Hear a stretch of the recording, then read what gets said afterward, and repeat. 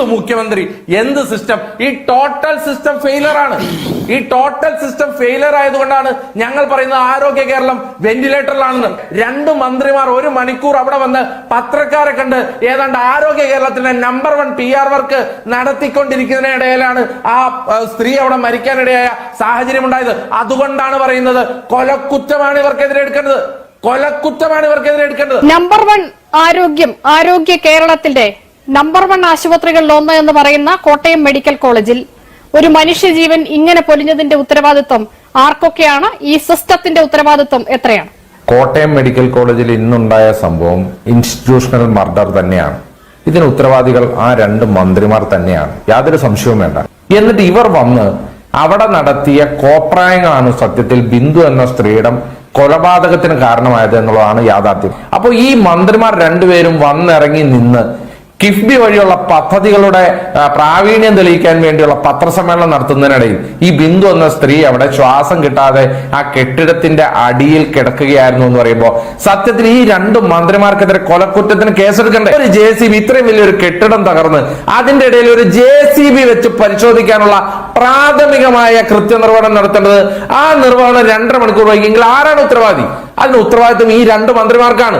ഇവരവിടെ കിഫ്ബിയുടെ സർക്കാരിന്റെയും നമ്പർ 1 കേരളം എന്ന് പറഞ്ഞ അവിടെ വലിയ ഡംപ് അടിച്ചുകൊണ്ടിരുന്നപ്പോ ഒരു സ്ത്രീ അവർ ശ്വാസം കിട്ടാതെ ആ കെട്ടിടത്തിന്റെ അടിയിൽ വെച്ച് അവരുടെ ജീവന് വേണ്ടി തേങ്ങുന്ന നിമിഷത്തിലും ഇവരാരുമില്ല, ഇതിന്റെ അടിയിൽ ആരുമില്ല, ഒന്നും സംഭവിച്ചിട്ടില്ല, ഇത് ഉപയോഗിക്കാത്ത കെട്ടിടമായിരുന്നു എന്നൊക്കെ പറഞ്ഞ് ഈ നാട്ടുകാരെ പറ്റിക്കാൻ പച്ചക്കള്ളം വിളമ്പുമല്ലായിരുന്നോ?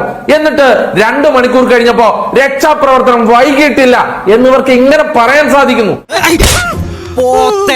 ഈ ആരോഗ്യ കേരളം വെന്റിലേറ്ററിലാണ് എന്നുള്ളതിൽ ഇതിനപ്പുറം വേറെ എന്ത് ഉദാഹരണം വേണം നിഷ?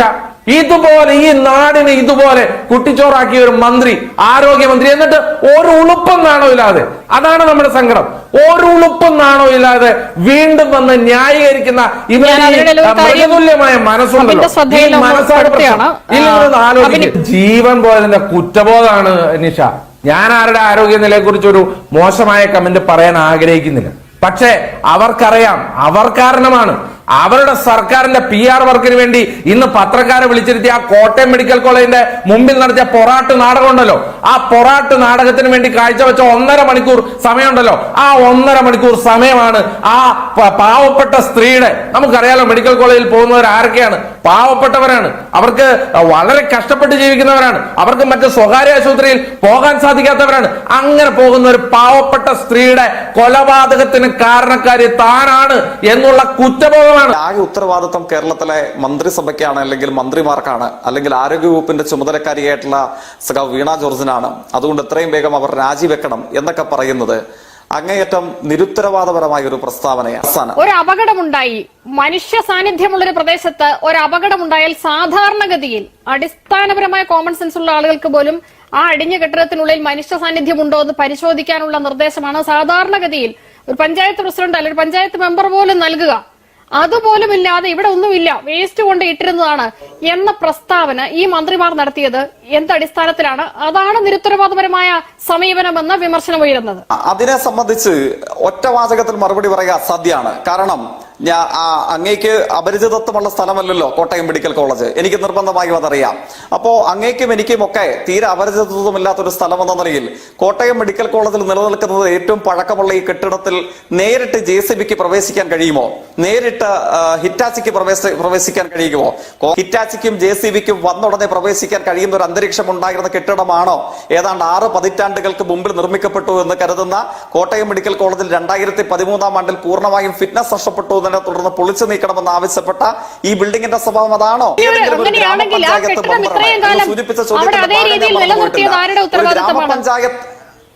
താങ്കൾ ഈ പറയുന്നത് ശരിയെന്ന് അംഗീകരിച്ചുകൊണ്ട് തന്നെ ഞാൻ ചോദിക്കുന്നു, അങ്ങനെയെങ്കിൽ അങ്ങനെ ഫിറ്റ്നസ് ഇല്ലാത്തൊരു കെട്ടിടം ഇത്രയും പ്രധാനപ്പെട്ട ഒരു ആതുരാലയത്തിന്റെ ഭാഗമായി അവിടെ എങ്ങനെ നിലകൊണ്ടു ഇത്രയും വർഷം?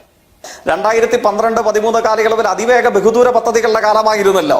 അസാധാരണമായ മുന്നേറ്റം ഉണ്ടായി എന്ന് കോൺഗ്രസും UDF-ഉം ഏതു കാര്യങ്ങൾക്കും അടിസ്ഥാനപരമായി തുടക്കമിടുകയും അവസാനിപ്പിക്കുകയും ചെയ്തത് ഞങ്ങളായിരുന്നു എന്നൊക്കെ അവകാശപ്പെടുന്ന കാലമായിരുന്നല്ലോ.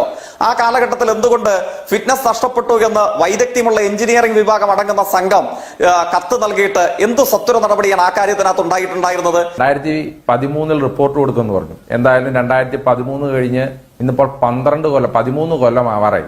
ഈ 13 കൊല്ലം ആവാറാകുമ്പോൾ ഉമ്മൻചാണ്ടി സർക്കാരിന്റെ കാലത്ത് റിപ്പോർട്ട് കൊടുത്ത കഥയെക്കുറിച്ച് വീണ്ടും ഇവിടെ വന്ന് ആ സർക്കാരിനെ വിമർശിക്കാനുള്ള ആ തൊലിക്കട്ടി ഉണ്ടല്ലോ, അത് കാണ്ടാമൃഗത്തിനെ പോലും തോൽപ്പിക്കുന്ന തൊലിക്കട്ടിയാണെന്നുള്ളത് പറയാതിരിക്കാൻ വയ്യ. തൊലിക്ക് നല്ല കട്ടിയാണല്ലേ. 10:30 മണിക്ക് ഉണ്ടായ ഒരു സംഭവത്തിൽ ഒരു ഡോസർ, ആ വന്ന ഡോസർ എന്താണെന്ന് കണ്ടല്ലോ, ഒരു ചെറിയ ഡോസർ, ആ ഡോസർ കയറി ചെല്ലാൻ 2.5 മണിക്കൂർ എടുത്തുവെങ്കിൽ കേരളത്തിന്റെ ദുരന്ത നിവാരണ അതോറിറ്റിയുടെ തലവനെ പിരിച്ചിട്ട് വല്ലോ കാട്ടിലേക്കും പോകാൻ പറ. 2 മന്ത്രിമാർ 1 മണിക്കൂർ അവിടെ വന്ന് പത്രക്കാരെ കണ്ട് ഏതാണ്ട് ആരോഗ്യ കേരളത്തിലെ നമ്പർ 1 PR വർക്ക് നടത്തിക്കൊണ്ടിരിക്കുന്നതിനിടയിലാണ് ആ സ്ത്രീ അവിടെ മരിക്കാനിടയായ സാഹചര്യം ഉണ്ടായത്. അതുകൊണ്ടാണ് പറയുന്നത് കൊലക്കുറ്റമാണ് ഇവർക്കെതിരെ എടുക്കേണ്ടത്, കൊലക്കുറ്റമാണ് ഇവർക്കെതിരെ എടുക്കേണ്ടത്. ബിന്ദു മരിച്ച് നമ്മുടെ തലയ്ക്ക് മുകളിൽ നിൽക്കുമ്പോഴും ആശുപത്രിക്കുള്ളിൽ, മെഡിക്കൽ കോളേജ് ആശുപത്രിക്കുള്ളിൽ ആ വീട്ടമ്മ അതിദയനീയമായി മരിച്ചതിന് ശേഷവും നമ്മൾ ഈ ആരോഗ്യ മേഖലയുടെ നേട്ടങ്ങളെ കുറിച്ചൊക്കെ ഇങ്ങനെ പറയുന്നത്, ഇപ്പോൾ പറയുന്നത് തീർത്തും അനവസരത്തിലുള്ളതല്ലേ? പക്ഷേ അപകടകരമായി ഈ ദാരുണ സംഭവത്തെ മുൻനിർത്തി ലോകത്തിന് മുമ്പിൽ ഇപ്പോഴും മാതൃകയെന്ന കണക്കുകളുടെയും വസ്തുതകളുടെയും അടിസ്ഥാനത്തിൽ, ഏതെങ്കിലും സങ്കുചിത രാഷ്ട്രീയത്തിന്റെ ഭാഗമായിട്ടല്ല, ഞാൻ ആവർത്തിക്കുന്നു, കണക്കുകളുടെയും വസ്തുതകളുടെയും ഇന്ത്യയിൽ ഇതിനോടകം 31 പുരസ്കാരങ്ങൾ 3 വർഷത്തിനുള്ളിൽ നേടിയെടുത്ത ലോകോത്തരമായ ഒരു മേഖലയെ മുൻനിർത്തി ആകെ തകർന്നിരിക്കുന്നു. ഇതാകെ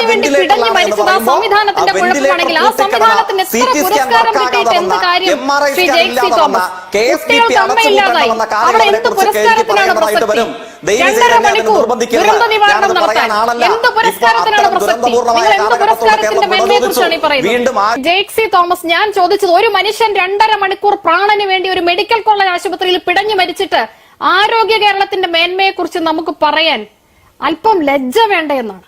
അതിപ്പോ ഇത്രയല്ലേ ഉള്ളൂ. കേരളത്തിൽ ഏതെങ്കിലും ഒരു മാധ്യമ സ്ഥാപനം നുണ പറഞ്ഞു, കൈയോടുകൂടെ ആ നുണയുടെ പേരിൽ ആ മാധ്യമ സ്ഥാപനം പിടികൂടപ്പെട്ടു. അവർ പിറ്റേ ദിവസം മാപ്പ് പറഞ്ഞു. മാപ്പ് പറയുമ്പോൾ ആരെങ്കിലും ഒരാൾ മാധ്യമ മേഖലയെ ആകെ നുണയന്മാരും കാൽക്കാസിന് കൊള്ളത്തില്ലാത്ത ജോലി എടുക്കുന്നവരുമാണെന്ന് അടച്ചാക്ഷേപം പറയുകയാണ്. അപ്പോ എന്നോട് തിരികെ ഒരു പ്രതികരണം ചോദിക്കില്ലേ? ഒരു കള്ളത്തിന്റെ പേരിൽ, ഒരു മാപ്പിന്റെ പേരിൽ സത്യസന്ധമായി പ്രവർത്തിക്കുന്ന മാധ്യമ മേഖലയെ ആകെ ചീത്ത പറഞ്ഞാൽ ഇരിക്കും. 3 കൊല്ലം ഉമ്മൻചാണ്ടി അടയിരുന്നു. 13 കൊല്ലമായിട്ട് അവിടുന്ന് ഒഴിപ്പിക്കാൻ പറ്റില്ല. 2016 തൊട്ട് ഈ 2025 ഈ നാൾ വരെ ആ ബിൽഡിംഗ് ഉപയോഗിച്ചുകൊണ്ടിരിക്കുകയല്ലേ. ഇത്രയും കാലമായിട്ട് ആ ബിൽഡിംഗ് നാളെ ഒഴിപ്പിക്കാൻ പറ്റിയില്ലെങ്കിൽ ആരോടാ നിങ്ങൾ ഈ ന്യായം പറയുന്നത്?